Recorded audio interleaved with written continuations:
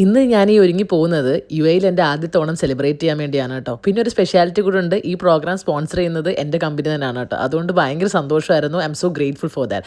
സത്യം പറയാലോ, ഇത്രയും വലിയൊരു പരിപാടിയാണെന്ന് എനിക്കൊരു ഐഡിയ ഇല്ലായിരുന്നു കേട്ടോ. അവിടെ ചെന്നപ്പോഴാണ് എനിക്ക് മനസ്സിലായത് കുറേ ഗെയിംസും പിന്നെ ഇത്രയും മലയാളികളെ നമ്മൾ ഈ ഒരു ഓണ സെലിബ്രേഷൻ ഇങ്ങനെ നമ്മൾ ഫോറിൻ കൺട്രിയിൽ കാണുന്നത് തന്നെ ഭയങ്കര സന്തോഷമാണ്.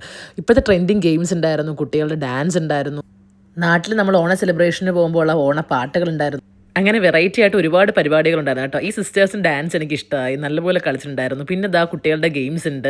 And the best part is ഇവിടുത്തെ കുട്ടിമാവേലി കോമ്പറ്റീഷനാണ്. എൻ്റെ ലൈഫിൽ ഞാൻ ആദ്യമായിട്ടാണ് ഈ കുട്ടിമാവേലി കോമ്പറ്റീഷൻ കാണുന്നത്.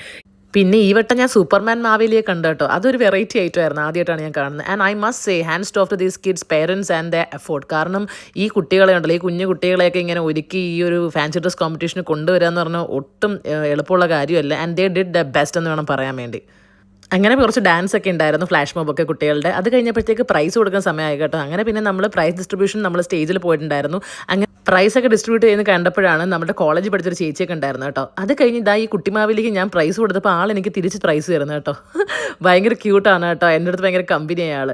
അത് കഴിഞ്ഞിട്ട് നമ്മൾ വേറെയും ജഡ്ജസും കാര്യങ്ങളും ഒക്കെ ഉണ്ടായിരുന്നു. കാരണം ഈ കുട്ടിമാവിലി കോമ്പറ്റീഷൻ നമുക്ക് ഫാൻസി ഡ്രസ് ഐറ്റം ആയിരുന്നു. അപ്പോൾ അതുകൊണ്ട് ജഡ്ജസ് ഒക്കെ ഉണ്ടായിരുന്നു. അപ്പോൾ അവർക്ക് സ്കോർ ബേസ് ചെയ്താണ് കൊടുത്തത്. പിന്നെ പ്രോഗ്രാം എൻഡ് ചെയ്യുന്ന ഒരു ഫ്ലാഷ് മോബിലായിരുന്നു. അപ്പോൾ അത്രയേ ഉള്ളൂ. Had A good time.